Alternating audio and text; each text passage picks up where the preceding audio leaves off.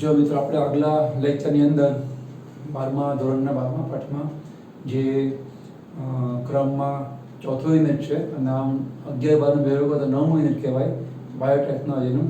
પહેલો પાઠ આપણે જોયો તો બાયોટેકના સિદ્ધાંતો, અહીંયા આપણે એના ઉપયોગો એટલે કે પ્રયોજન જોઈએ છીએ. તો ગયા પેઢીમાં આપણે ખેતીવાડીમાં બાયોટેકનોલોજી પહેલો મુદ્દો જોયો 12મા પાઠનો 12.1. પછી બીજો મુદ્દો પણ આપણે ગયા વખતે ચર્ચા કરી હતી 12.2 ઔષધોમાં બાયોટેકનોલોજી. એમાં આપણે આવી રીતે 3 મુદ્દાની વાત કરી હતી કે જનીન વિજ્ઞાનની વિદ્યા દ્વારા એટલે કે બાયોટેકનોલોજી દ્વારા આપણે ઇન્સ્યુલિન બનાવીએ તો એ ઇન્સ્યુલિન એકદમ ઝડપી બને, ઓછા ખર્ચામાં બને અને એકદમ શુદ્ધ સ્વરૂપમાં બને. જનીન થેરાપીમાં શીખ્યા હતા આપણે કે અમુક પ્રકારના રોગોને મૂળથી મટાડવા માટે આપણે રોગ માટે જવાબદાર એવા ખામીયુક્ત જનીનને તંદુરસ્ત જનીન દ્વારા રિપ્લેસ કરીએ છીએ એટલે વ્યક્તિમાં કાયમી ધોરણે એ રોગ છે નાબૂદ થાય.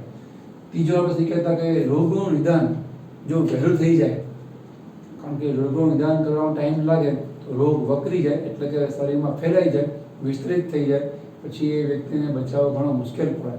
તો જો રોગોનું નિદાન વહેલું થાય તો શરૂઆતના તબક્કે રોગની ખબર પડે તો એની સારવાર સફળતાપૂર્વક કરી શકાય. એના માટે આપણે 3 બીજા પેટા મુદ્દા જોયા હતા: PCR પદ્ધતિ, એલિઝા ટેસ્ટ અને રિકોમ્બિનન્ટ ડીએનએ ટેકનોલોજી. આવી રીતે આપણે 2 મુદ્દા જોયા હતા 12.1 અને 12.2. હવે પાઠનો ત્રીજો મુદ્દો છે બાયોટેકનોલોજી. એ આપણને પારજનનિક પ્રાણીઓ બનાવવામાં ઉપયોગી છે. એને કહેવાય ઇંગ્લિશમાં ટ્રાન્સજેનિક સજીવો. ટ્રાન્સજેનિક એનિમલ્સ એટલે શું? તો જેનું જનીન સંકુલ, જેના જનીનમાં આપણે ફેરફાર કર્યો છે એવા પ્રકારના પ્રાણીઓ થઈ ગયો છે ને, આપણે ઇન્ટેન્શનલી એટલે કે જાણી જોઈને આપણે એમાં ફેરફાર કરીએ છીએ જેથી કરી આપણે ઈચ્છીએ એવું પ્રાણી એ બને, તો એને કહેવાય પારજનનિક પ્રાણીઓ. બરાબર? તો એ જે પારજનનિક પ્રાણીઓ છે કે જેના અંદર આપણે કોઈ વિદેશી જનીન દાખલ કરીએ છીએ એની પર આપણે જોયું હતું જેનેટિકલી મોડિફાઈડ ઓર્ગેનિઝમ. આ કૃષિમાં આપણે જોયું હતું. બરાબર? GMO જેનેટિકલી મોડિફાઈડ ઓર્ગેનિઝમ, જનીન પરિવર્તિત સજીવો. એમાં આપણે એના જનીનમાં પરિવર્તન કરીએ છીએ, અહીંયા આપણે પરિવર્તન કરીએ છીએ. તો અહીંયા એને પારજનનિક સજીવો કહેવાય. પહેલામાં જનીન પરિવર્તિત સજીવો કહેવાય. એમાં આપણે છે ને કોઈ જનીન ઉમેરતા નથી, આપણે એમાં જનીનમાં વિકૃતિ લાગે છે અને વિકૃતિ એમાં એવું બને કોઈ સજીવ આપણે ઈચ્છે એવી ઓલાદ કે જાતનો બને એટલે એમાં જનીનમાં ફેરફાર કરીએ છીએ એટલે એને કહેવાય જનીન પરિવર્તિત સજીવો, જેનેટિકલી મોડિફાઈડ ઓર્ગેનિઝમ.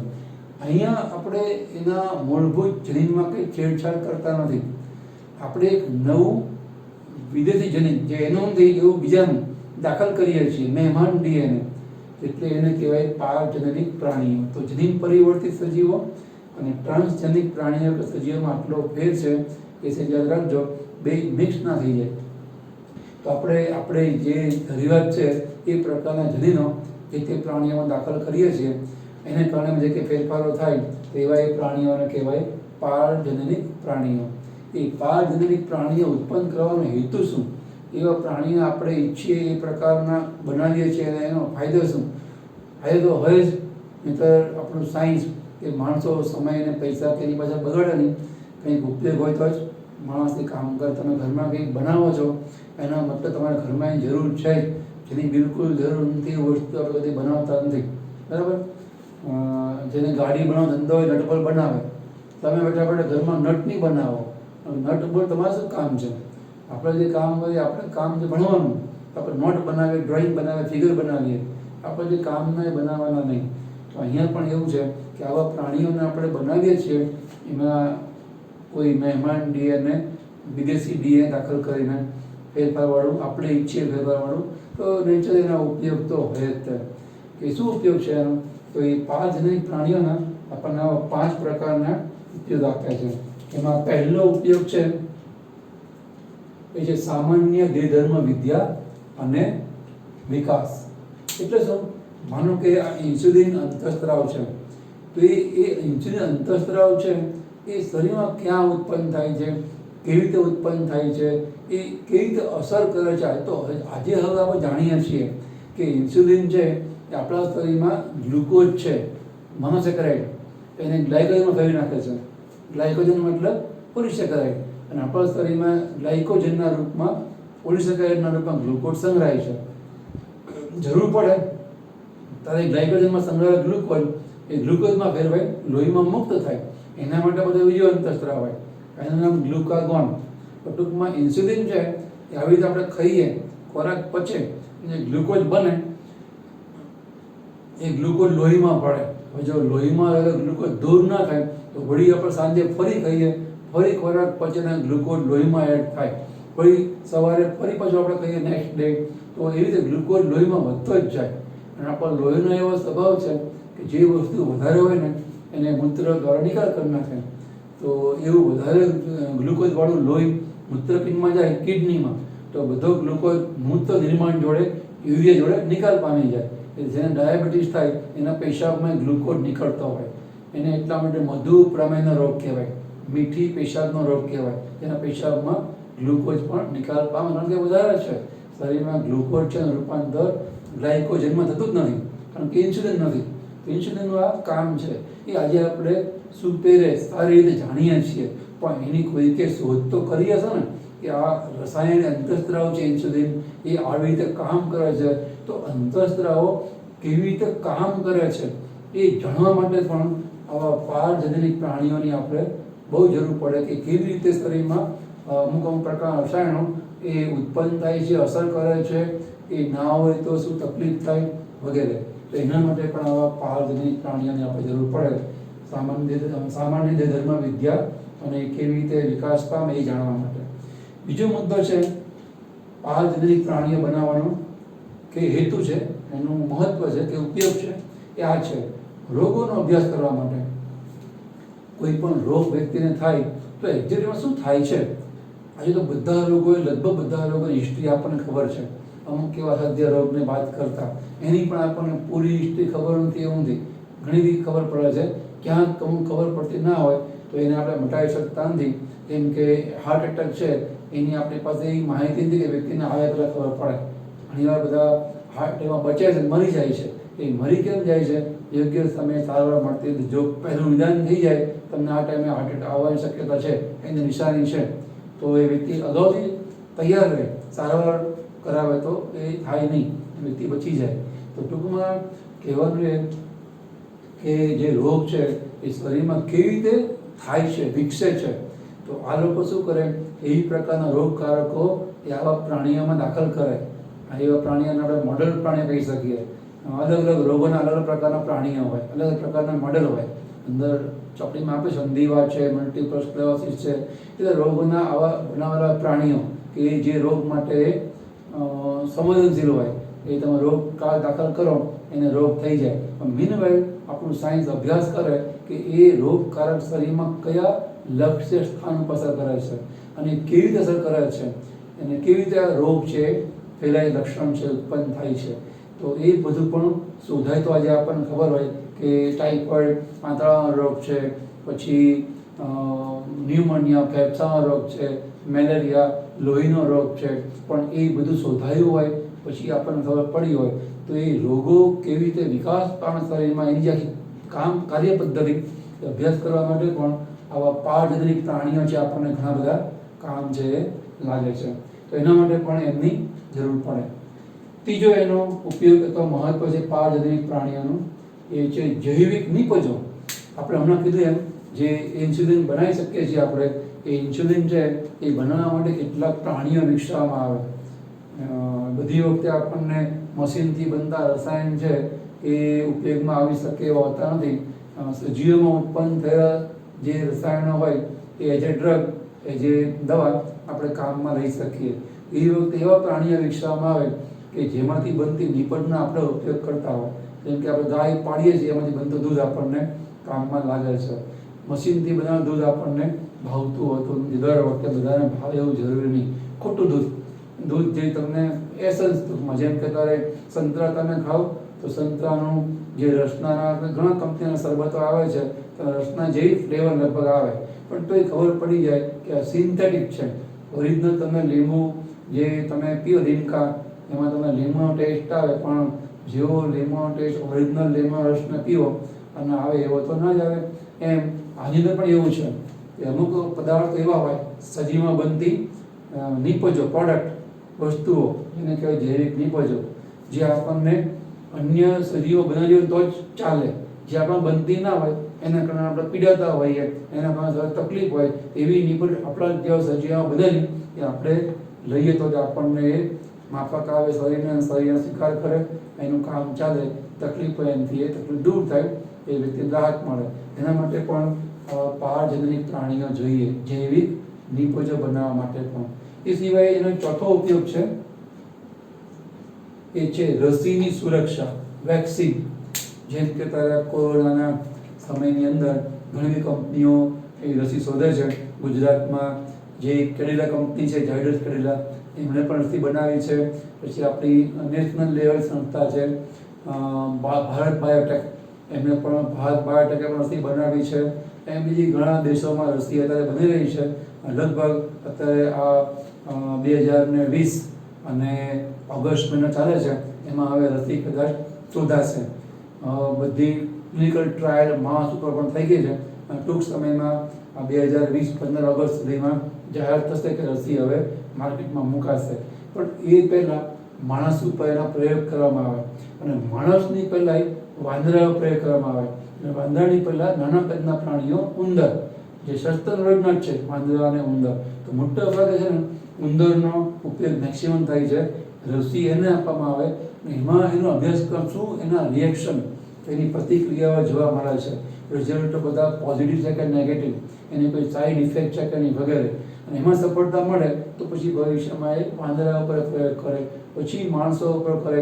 એના પણ અમુક લેયર હોય, અમુક સ્ટેપ હોય, અને પછી સફળતા મળે 100%, સલામત રીતે એ બજારમાં વેચાય, બજારમાં એ ઉપલબ્ધ બને. તો ટૂંકમાં એના માટે પહાડજનક પ્રાણીઓની જરૂર પડે કે આપણે એમાં એ શું કરીએ, જે તે રોગ માટે એને આપણે એકદમ સંવેદનશીલ બનાવી દઈએ. જનરલી સામાન્ય ઉંદરોમાં એ રોગ પ્રત્યે એટલી સેન્સિટિવિટી ના હોય, સંવેદનશીલતા ના હોય, એને એટલું ઝડપથી રોગ ના થાય. આપણે જે પહાડજનક પ્રાણી હોય ને એને આપણે રોગ માટે એકદમ સેન્સિટિવ બનાવી હોય, સંવેદનશીલ. સહેજ માત્ર રોગની આપો રોગકારી તો પણ રોગ થઈ જાય. જેમ ઘણા નહીં, સહેજ ફેરફાર થાય ને વાતાવરણમાં, પલટો આવે ને તો તેને શરદી ઉધરસ થઈ જાય, કારણ કે એ વાતાવરણના પલટા પ્રત્યે, સિઝન ચેન્જ થાય એના પ્રત્યે શરીર એકદમ સેન્સિટિવ હોય. બીજાને કંઈક વાંધો ના આવે, 2 બટન ખુલ્લા રાખીને જાય ટુ વ્હીલર ઉપર ફાસ્ટ તો એને પવન ના લાગે. બીજાને આમ તરત સહેજ પવન લાગે ને તો શરદી ઉધરસ થઈ જાય, માથું દુખવા માંડે કે તાવ આવી જાય, આવી તકલીફ પડે, કારણ કે એનું શરીર એક કન્ડિશન પ્રત્યે એકદમ સંવેદનશીલ. આપણે પણ આ પ્રાણીઓમાં એવો ફેરફાર કરીએ છીએ જેને કારણે જે તે રોગ માટે થઈ જાય સંવેદનશીલ, અને થોડીક માત્ર આપણને રોગ થાય પછી આપણે એનો અભ્યાસ કરીએ. આવું કારણ શું કે રોગની થોડીક માત્રા આપવાથી એ પ્રાણી એ રોગથી ગંભીર રીતે અસર પામી મરી જાય નહીં, તો વળી પાછો આપણો અભ્યાસ અધૂરો રહે. એટલે આપણે થોડીક માત્રા આપીએ પણ તો રોગ ઉત્પન્ન ના થાય, એટલે આપણે એવું કરીએ કે એને રોગ પ્રત્યે એકદમ કરીએ છીએ સંવેદનશીલ. થોડીક માત્રા પણ એને અસર કરે પછી એનો આપણો અભ્યાસ છે કરીએ. તો પહાડજનક પ્રાણીનો આ પણ એક ઉપયોગ છે. અને છેલ્લે આ 5મો મુદ્દો છે, એનો 5મો ઉપયોગ છે રાસાયણિક સુરક્ષા અને પરીક્ષણ માટે. દેશ વિદેશમાં અત્યારે હજારો પ્રકારના કોસ્મેટિક્સ શોધાય છે, સૌંદર્ય પ્રસાધનો. એ સિવાય ઘણા બધા રસાયણો એવા શોધાય છે, જેમ કે બૂટ પોલિશ. એ સૌંદર્ય પ્રસાધનો ના આવે, શરીર ઉપર જે કરીએ આપણો ઉપયોગ એ સૌંદર્ય પ્રસાધન કહેવાય, કોસ્મેટિક્સ કહેવાય કે બૂટ પોલિશ, એવું ઘણું બધું આવે છે. તો એ બધાનો ઉપયોગ પહેલાં પ્રાણીઓ ઉપર કરવામાં આવે કે કેટલે અંશે આ રસાયણો સુરક્ષિત છે, અને પછી એ પહાડજનક પ્રાણી પર અસર તપાસ્યા પછી આપણને રિઝલ્ટ સારા મળે પછી આપણે એને માનવી માટે એને બજારમાં વેચવા માટે મૂકીએ છીએ. તો આવી રીતે પહાડજનક પ્રાણીઓ બનાવવાના ઘણા બધા હેતુઓ છે, આપણને ઘણી રીતે ઉપયોગી છે. તો એ આ 12મા પાઠનો આપણો ત્રીજો મુદ્દો થયો, બાયોટેકનોલોજી દ્વારા ઉત્પન્ન થયેલા આ પહાડજનક પ્રાણીઓ આપણને આવી રીતે ઘણી બધી રીતે કામ લાગે છે. તો આ પાઠનો ત્રીજો અને હવે છેલ્લો 12મા પાઠનો બાયોટેકનોલોજીના જે ઉપયોગો છે એ ક્રમમાં ચોથો મુદ્દો 12.4 એથિક ઇસ્યુ એટલે કે નૈતિક પ્રશ્નો, એને કહેવાય એથિક ઇસ્યુ. એટલે શું? તો બાયોટેકનોલોજીના આપણે ઘણા બધા ઉપયોગ કરીએ છીએ. એ ઘણા બધા ઉપયોગોમાં અમુક નૈતિક પ્રશ્નો ઊભા થાય છે, એથિકલ ઇસ્યુ ઊભા થાય છે, અને એને કારણે બાયોટેકનોલોજીનો પ્રશ્ન આવે છે કે ભાઈ એનો ઉપયોગ કરવો કે નહીં. જેમ કે એટમ બોમ્બ શોધનાર જે વ્યક્તિ છે એને સપને ખ્યાલ નહીં કે મારી આ શોધને કારણે લાખો માણસો મરી જશે. અમેરિકાએ જે હિરોશીમા નાગાસાકી પર બોમ્બ ફેંક્યો હતો તે તો આપણે હવે સાંભળીને કંટાળી ગયા છીએ, પણ જે તે સમયે એ વિનાશ સર્જાયો એ એટમ બોમ્બ બનાવનારને ખબર નહીં હોય. એમ ઘણીવાર તમે કંઈક એવું પગલું ભરો કે એવું કામ કરો, આપણને સપને પણ ખ્યાલ હોય કે આ કામને કારણે આટલો બધો ફાયદો થશે અથવા આટલું બધું નુકસાન જશે, કે આપણે એ કામ કરતી વખતે ખબર જ ના હોય, અંદાજ જ ના હોય. અંદાજ લગાવ્યો હોય તો પણ ઘણીવાર અંદાજ કરતાં ઘણું બધું નુકસાન, ઘણો બધો આપણને ફાયદા થતા હોય છે. તો અહીંયા એવું છે કે બાયોટેકનોલોજીનો વિકાસ થાય છે એકદમ, જેને આપણે શરૂઆત કરેલું કે બાયોટેકનોલોજી છે એ જીવ વિજ્ઞાનની એકદમ જેને કહેવાય ફાસ્ટ ડેવલપિંગ બ્રાન્ચ છે, એકદમ ઝડપથી વિકસતી શાખા છે. અને એમાં ત્યારે ઘણા બધા લોકો એ નોકરી પણ મેળવે છે, કામ કરે છે, અને એમાં બહુ ફાસ્ટ ડેવલપિંગ છે. ઘણા બધા સંશોધનો દિન બદિન થાય છે, પણ છતાંય એની એક આ બાજુ પણ છે કે જેના કારણે ઘણા પ્રશ્નો ઊભા થાય છે. અહીંયા આપણને બે પ્રશ્નો સમજાયા છે, નૈતિક બે પ્રશ્નો. એક છે જૈવ પેટન્ટ. જૈવ પેટન્ટનો મતલબ થાય જૈવ ઇજારો. ઇજારો એટલે શું? હક. માનો કે કોઈ વ્યક્તિ કઈ નવી શોધ કરે તો એ શોધ કરવા માટે એને ઘણા વર્ષો જિંદગીના કિંમતી આપ્યા હોય, ઘણો બધો પૈસો પણ ખર્ચાયો હોય, સરકારે પણ પૈસા ખર્ચ્યો હોય, વ્યક્તિએ પોતે પણ કદાચ પૈસો ખર્ચ્યો હોય, વ્યક્તિગત કોઈ સંસ્થા હોય, સરકારી સંસ્થા હોય, તો એની પાછળ ઘણા બધા માણસો, મેન પાવર અને માઇન્ડ પાવર વપરાય ત્યારે કોઈક નવી દવા, કોઈક નવી વેક્સિન શોધાય. અત્યારે કોરોના વેક્સિન શોધવા માટે કેટલા બધા દુનિયાના માણસો પોતાનું દિમાગ લડાવે છે અને પોતાના જ્ઞાનનો ઉપયોગ કરીને રસી શોધવા પ્રયત્ન કરે છે, અને પ્રયત્ન સફળ પણ થયા. પણ ટૂંકમાં એવી રીતે કોઈ વ્યક્તિ જ્યારે કોઈ શોધ કરે છે, કોઈ મશીનની શોધ કરે, કોઈ વાહનનું સારું કાર્બ્યુરેટર બનાવે, કોઈ નવી દવા શોધે, તો એ શોધવા માટે જે તે દેશ, જે તે સંસ્થા, જે તે વ્યક્તિ એને ઘણો બધો સમય, શક્તિ એ ખર્ચ્યા હોય, તો એનો ઉપયોગ બધા ભલે કરે, પણ એ શોધનાર વ્યક્તિને કે શોધનાર સંસ્થાને એ શોધનો લાભ મળવો જોઈએ. એ લાભ મળે એટલે એક પ્રકારનો દરેક દેશની સરકાર રસ્તો બનાવ્યો છે, એને કહેવાય જૈવ પેટન્ટ, બાયો પેટન્ટ અથવા તો જૈવિક ઇજારો. એટલે શું કે એ શોધના બધા હક એ વ્યક્તિના નામે સરકારી ચોપડે નોંધાઈ જાય. એટલે એનો ઉપયોગ કરવો હોય એ તેની શોધનો તો આ વ્યક્તિની મંજૂરી લેવી પડે, અને જે કંઈ એની ફી નક્કી થઈ હોય એ એની ફી ચૂકવે, એનો ચાર્જ, એનો જે કંઈ ભાવ, એના પૈસા ચૂકવાય, પછી બીજા વ્યક્તિ કે બીજી સંસ્થા કે બીજા દેશ એનો ઉપયોગ કરી શકે. એને કહેવાય જૈવ પેટન્ટ. આજે કોઈ ફાર્મસી થાય, ફાર્માસિસ્ટ થાય ફાર્મસી કોલેજની અંદર, બી ફાર્મ, એમ ફાર્મ, પછી એમાં પીએચડી કરે, કોઈ નવી દવા શોધે, તો તે પોતાની દવા, નવું ડ્રગ શોધાય, એની પેટન્ટ કરાવે, એટલે કે એના નામે એને નોંધાવી દે. ભવિષ્યમાં આ દવા મેં શોધી છે નવી પ્રકારની, એનો કંઈનો ઉપયોગ કરવો ને તો મારી મંજૂરી લેવી પડે, એની રોયલ્ટી પેટે, મારા હક પેટે મને પૈસા ચૂકવવા પડે. તો એને કહેવાય જૈવ પેટન્ટ. આપણા દેશમાં એક કાયદો છે એ 5 વર્ષનો છે. આજે હું કોઈ શોધ કરું અને એની પેટન્ટ કરાવું સરકારી ઓફિસમાં જઈને, તો 5 વર્ષ સુધી એનો કંઈ વાપરી શકાય નહીં. 5 વર્ષ પછી મારે ફરી પાછું રિન્યુ કરાવવાનું થાય, નહીં તો એના હક ખુલ્લા થઈ જાય, સોરી, પછી બધા એને વાપરી શકે. પણ એને કહેવાય ટૂંકમાં જૈવ પેટન્ટ. આનો એક મિસયુઝ પણ થાય છે. આપણે શીખીએ નૈતિક પ્રશ્નો. કાયદો બનાવે સારા માટે, પણ જેમ દરેક કાયદો ચટકબારી હોય અથવા એનો ઉલટો અર્થ કરો તો એનો મિસયુઝ પણ થાય, ગેરઉપયોગ પણ થાય. ઉદાહરણ તરીકે આ બાસમતી ચોખા હજારો વર્ષોથી આપણા દેશમાં ચોખા ઉગાડવામાં આવે છે. એમાં બાસમતી ચોખા એ બદનજર આપણા ભારત દેશની એ ચોખાની જાત છે. આપણા દેશમાં ચોખાની લગભગ 2 લાખથી વધારે પ્રકારની જાત ઉગાડવામાં આવે છે આખા ભારત દેશની અંદર. અને એમાં બાસમતી ચોખા છે એ ચોખાની ઉત્તમ જાત મને સોડમ માટે એ જાત પ્રખ્યાત છે. તમે એને કુકરમાં બાફવા મૂક્યા હોય આ ઘરમાં કે 2 ઘર સુધી એની સોડમ કે મહેક આવે કે અહીંયા ભાત છે બફાવા માટે મૂક્યા, રાંધવા માટે મૂક્યા છે. એટલે એ બાસમતી ચોખા એની પણ પછી પેટા 27 જાતિઓ આપણને જોવા મળે છે. એટલે આ બધી પ્રકારની જાતો ભારત દેશમાં વર્ષોથી છે જ. પણ અમેરિકાની કંપનીએ આ બાસમતી ચોખા ઉપર પોતાના પેટન્ટ કરાવી, એટલે કે આ અમારી શોધ છે, ચોખા બાસમતી અમે બનાવ્યા અને પેટન્ટ મળી પણ ગઈ. તો આજે આપણે એને રોયલ્ટી ચૂકવવી પડે. વસ્તુ આપણા દેશની, તમે ઘરમાં ઇસ્ત્રી તમે વસાવો અને બાજુવાળો ઇસ્ત્રી કરવા માટે લઈ જાય અને તમારે જરૂર પડે માગવા જવું પડે ઇસ્ત્રી આપવાને, તો પહેલાં શું કે દિવસને 5 રૂપિયા ભાડા લે તમને આપો. એટલે આ તો હું જ લાવ્યો છું ઇસ્ત્રી ભાઈ, તને એને વાપરવા આપી છે, તું મારી પાસે ક્યાં ભાડું માગે. પણ એવું થાય, એ માણસ એવો દાદાગીરી કરે, આ તો અમારી જ છે, આપણે 2-3 વર્ષ સુધી માગવા જ ના ગયા હોય, આપનારે ઘરમાં મળી ગયો હોય, લેનારે મળી ગયો હોય. એટલે જે પેઢીઓમાં બીજા આવે ખબર જ ના આવે કે આ ઇસ્ત્રી આને લાયા છે, કારણ કે આપનારે મળી ગયા, લેનારે મળી ગયા, તો ખબર ના એટલે પછી ઝઘડો શરૂ થાય. આ લોકો એમ કે અમારા દાદા એવું કીધેલું કે આપણે બાજુમાં ઇસ્ત્રી આપી રાખી છે, અને પહેલાં એવું કે અમારા દાદા એવું કીધું નથી, તમારી જ છે. તો એમ આ જે અમેરિકા છે એને ભારત દેશની કે આ ચોખાની જાત છે એના નામે કરી છે. તો આજે આપણે એમને પૈસા ચૂકવવાના થાય એવી સ્થિતિ છે.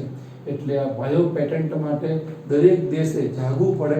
પોતાના દેશની જે કંઈ બનાવટો છે, મશીનરી, આ તો એક ખાલી ચોખાની વાત કરી, ખાધા પીધાની કોઈ વસ્તુની, કોઈ પણ પ્રકારની વસ્તુ એને પેટન્ટ કરાવવી પડે. જો આવી રીતે આપણે પેટન્ટ ના કરાવીએ, કાલ સવારે અમેરિકા હળદર ઉપર પેટન્ટ કરાવીને બેસી જાય.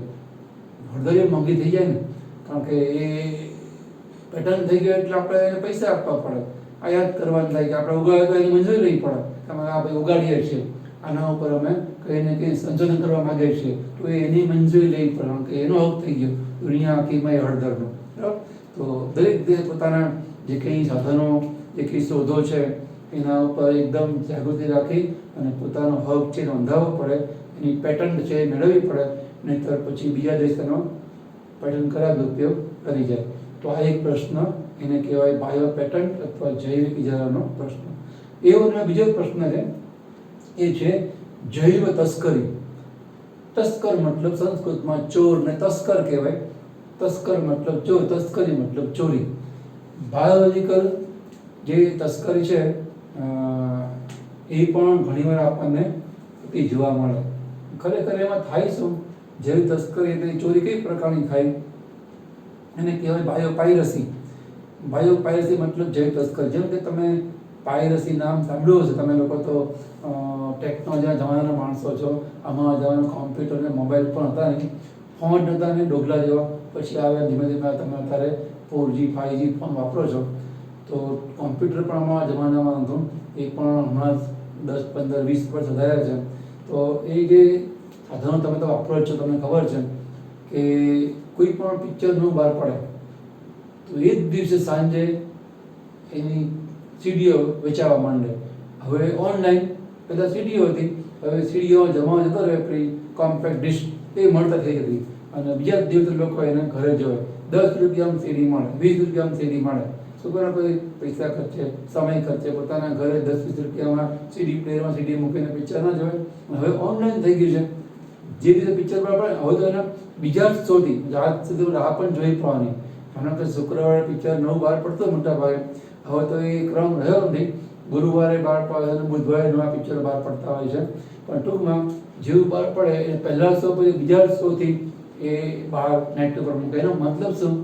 કોઈ તો થિયેટરમાં ખાનગી ધોરણે પિક્ચરની કોપી કરે છે ને, પિક્ચરનું શૂટિંગ ઉતારે છે પડદા ઉપરથી, અને તરત પછી બહાર આવીને નેટ ઉપર અપલોડ કરી દે.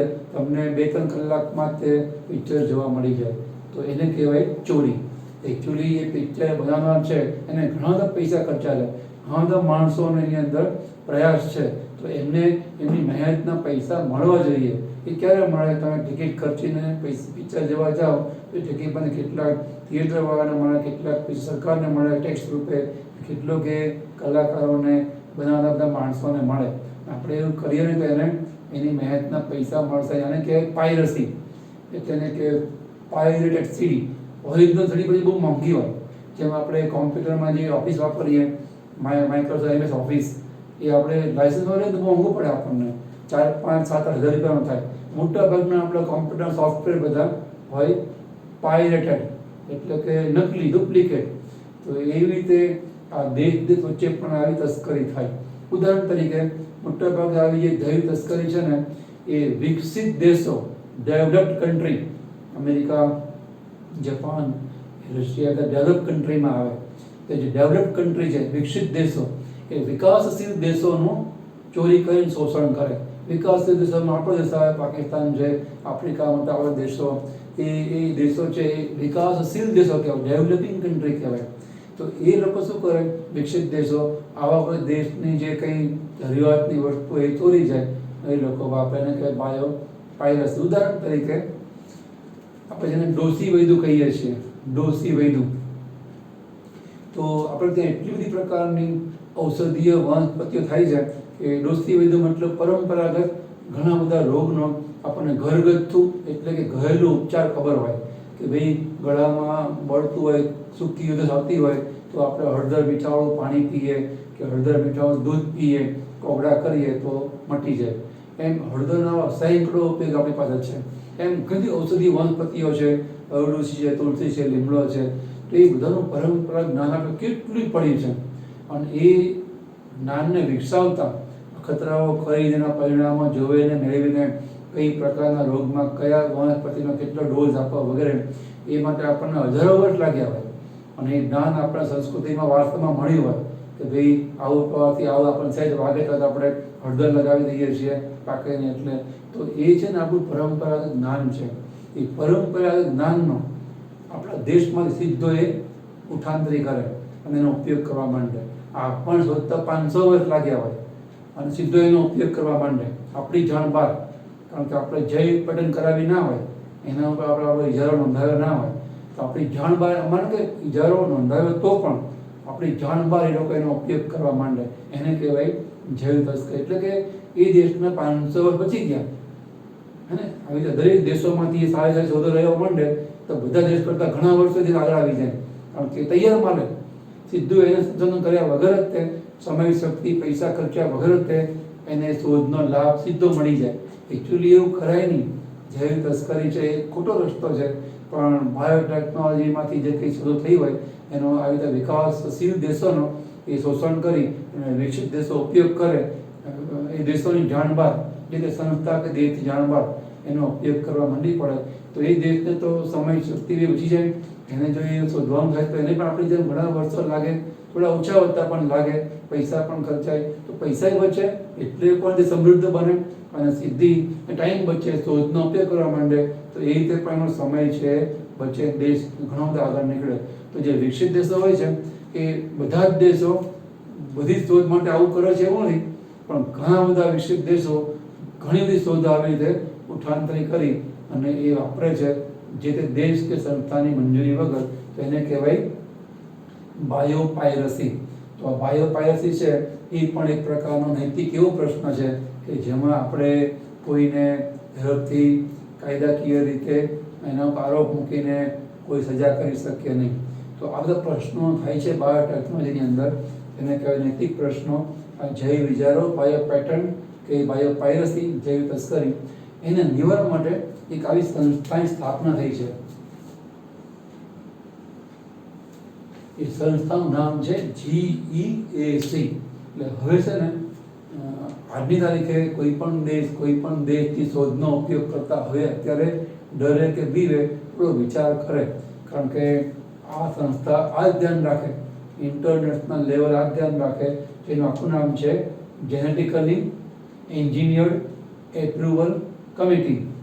Genetically engineered approval committee. આ GEAC નામની કમિટી સતત ધ્યાન રાખે કે જે દેશની શોધ છે એ દેશને, એ સંસ્થાને કે વ્યક્તિને એનો લાભ મળે અને બીજા કોઈ દેશ કે સંસ્થા કે વ્યક્તિ યા જે તે શોધક જે સંસ્થા કે દેશ કે વ્યક્તિ હોય એની જાણ બહાર એનો ઉપયોગ કરે નહીં અને એનો લાભ એ દેશ, સંસ્થા કે વ્યક્તિને પૂરેપૂરો મળે. એ જોવાનું કામ એ સંસ્થા કરે. એ સંસ્થામાં વ્યક્તિ કમ્પ્લેન કરી શકે કે મેં આ શોધ કરી અને આ ઉપયોગ કરે છે, ખરેખર મારી શોધ છે, મારી પાસે આ રીતનું એના પ્રૂફ છે, જેમ ઘણા કહેતા કે આ પિક્ચરની જે સ્ટોરી છે ને એ મારી લખેલી સ્ટોરી છે, આમને બનાવ્યું પણ મારી મંજૂરી નથી, હવે મારી સ્ટોરી છે, આ ગીતની જે સંગીતની ધૂન છે એ સંગીત એ મારું છે, આ ખોટું કોઈ ઉઠાંતરી કરી છે, આ ગીત કવિતા મારી છે, એના નામે એને બનાવી છે, પણ જો આ મારી પાસે મેન્યુસ્ક્રિપ્ટ હાથને લખેલી કવિતા મારી પાસે વર્ષોથી પડી છે, આ તારીખના રેકોર્ડ છે મારી પાસે, એમ ઘણા એવી રીતે કોર્ટમાં લડે ને, અને જો સાચું થાય તો એ તે વ્યક્તિ એની કિંમત એને ચૂકવવી પડે. અહીંયા પણ સેમ પ્રોસેસ એવું જ છે. આ GES સંસ્થા છે, જેનેટિકલી એન્જિનિયર્ડ એપ્રોચ કમિટી, પણ આવું ધ્યાન રાખે જે લોકોને એ પ્રકારની તકલીફ એમાં કમ્પ્લેન પણ કરે અને એનું નિવારણ પણ થાય.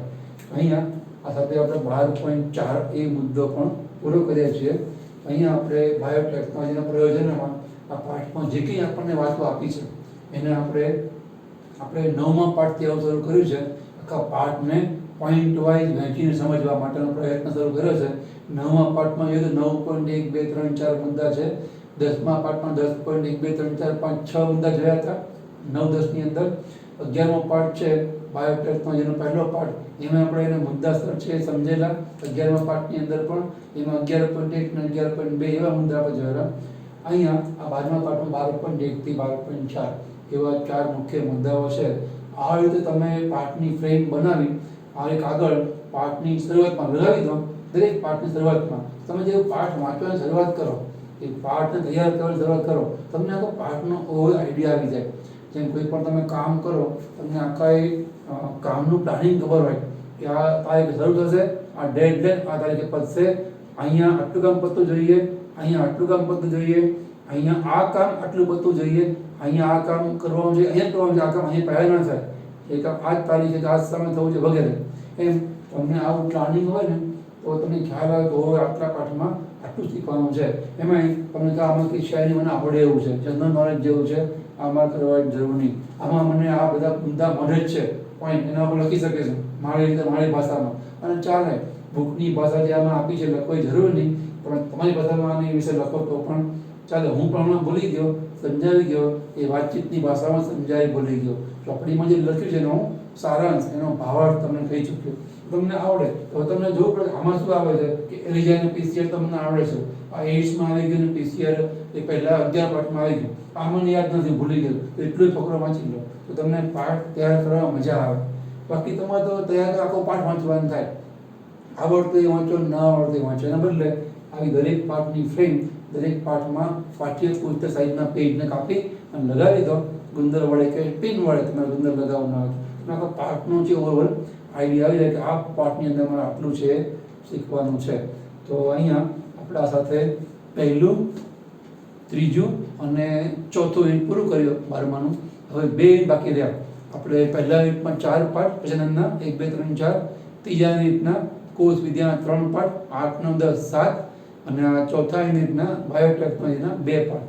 એમાં આપણે કુલ 4, 3, 7 ને 9 પાઠ પૂરા કર્યા. આપણે 12મા ધોરણમાં કુલ 16 પાઠનો સિલેબસ છે, 9 પતી ગયા. હવે ફક્ત 7 પાઠ બાકી રહ્યા. બીજું યુનિટ જનીનશાસ્ત્ર ઉદ્દીપક 3 પાઠ છે, એ બાકી રાખી છે હજી પણ. હવે છેલ્લું યુનિટ છે ક્રમમાં 10મું, 11મા ધોરણના ક્રમમાં, અને 12માં 5મું છેલ્લું, એ છે ઇકોલોજી, પરિસ્થિતિ વિદ્યા. એમાં આપણને 4 પાઠ આપ્યા છે. હવે 12મા પાઠ પછી આગળ 4 પાઠ 13, 14, 15 ને 16. એમાં આપણે આવતી વખતે હવે 13મો પાઠ છે વસ્તી અને સજીવો, એ શરૂ કરશું. 13, 14, 15, 16 પતે પછી આપણે જનીનશાસ્ત્ર છેલ્લું 3 પાઠનું યુનિટ છે શરૂ કરશું. એમાં થોડું મારી દ્રષ્ટિએ જે જીવ વિજ્ઞાનના શિક્ષક તરીકે થોડું આપણે રૂબરૂ સમજીએ ને તો વધારે મજા આવે એવું છે, અને થોડું અઘરું પણ છે એવું લાગે છે મારી દ્રષ્ટિએ. તો આપણે રૂબરૂમાં સમજ સારું એટલે બાકી રાખીએ છીએ, અધરવાઇઝ આપણે એને પણ શરૂ કરશું જ તે, અને પછી રૂબરૂ મળે ત્યારે કોઈ ડાઉટ તમે સોલ્વ કરી લેજો. તો હવે આપણે શરૂ કરશું, એકદમ સહેલું છે. 4 પાઠ છે, 13, 14, 15, 16 પાઠ છે ઇકોલોજીના, પરિસ્થિતિ વિદ્યાના, એકદમ સહેલા છે, મજા આવ્યા છે. તમને છેલ્લા 4 પાઠના તો MCQ પણ આવડવો જોઈએ, અને બોર્ડની જે એક્ઝામ છે ડિસ્ક્રિપ્ટિવ એ પણ આવડવી જ જોઈએ. તમે સહેજ ધ્યાન રાખશો તો 4 પાઠ છે આવડી જશે. તો આપણે નેક્સ્ટ ટાઈમથી હવે યુનિટ જે 5મું છેલ્લું છે 13, 14, 15, 16 પાઠનું, એ પછી 13મો પાઠ આપણે હવે શરૂ કરશું. અહીંયા અટકીએ છીએ.